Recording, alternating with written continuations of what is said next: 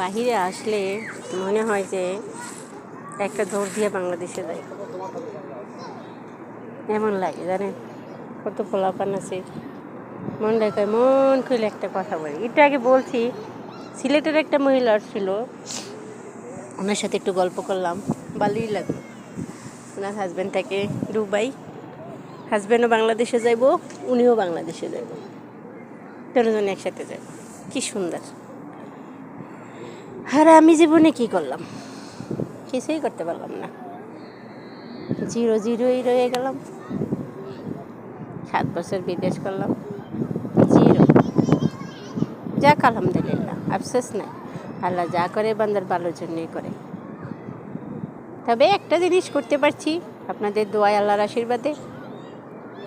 মেজো ছেলে হাফেজ, মেয়ে মাওলানায় ভর্তি করছি, বড় ছেলের মেট্রিক পাস করাইছি, বিয়ে শাদী করছে, এখন হ্যার মতো হ্যাঁ আছে। তবে এই দুইজন সফলতা পাইলি আলহামদুলিল্লাহ, এরাই আমার সফলতার মুখ, আর কিছু লাগবে না। ক্যাশ করে কি হবে, টাকা পয়সা দিয়ে কি হবে, আজ আছে কাল নেই। তবে এরা দুনিয়া তো শান্তি, আল্লাহ তো শান্তি।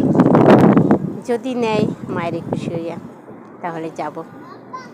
তবে আরেকটা জিনিস আমি করি, 5 ওয়াক্ত নামাজের পরে কুলফল্লা সূরা 7 বার, আলহামদুলিল্লাহ সূরা 3 বার, এটা পড়ে হাতে ফু দিয়ে মুখে বা যেখানে ব্যথা আছে ওইখানে ফু দিলে সব কিছু ভালো হয়ে যায়।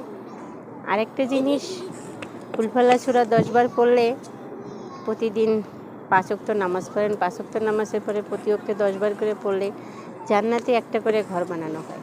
তা আমরা যদি এক সপ্তাহ নামাজ পড়ি তাহলে কতগুলি ঘর হয়।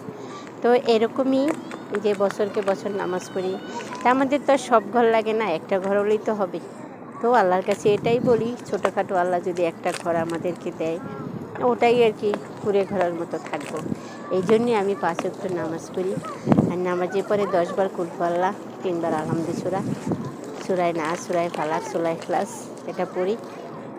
আলহামদুলিল্লাহ আল্লাহর কাছে বলি, আল্লাহ রাজপাশা লাগবে না, ছোট্ট একটা কুড়ে ঘর দিলেই হবে, ঠিক আছে? এটাই আমার কাছে অনেক কিছু। ছেলে মেয়ে স্বামী সন্তান নিয়ে সবারই যদি থাকতে পারি, এটাই আমি আল্লাহর কাছে সবসময় চাই, বেশি কিছু চাই না। আর তাই আমি 5 ওয়াক্ত নামাজ পড়ি। নামাজের পরে 10 বার কুলহু আল্লাহ আর কুলহু আল্লাহ পড়ি, আর আলহামদুলিল্লাহ পড়ি, কুল আউযু বিরাব্বিন নাস, কুল আউযু বিরাব্বিল ফালাক, আর কুল পড়ি, আর আলহামদুলিল্লাহ 3 বার পড়ি।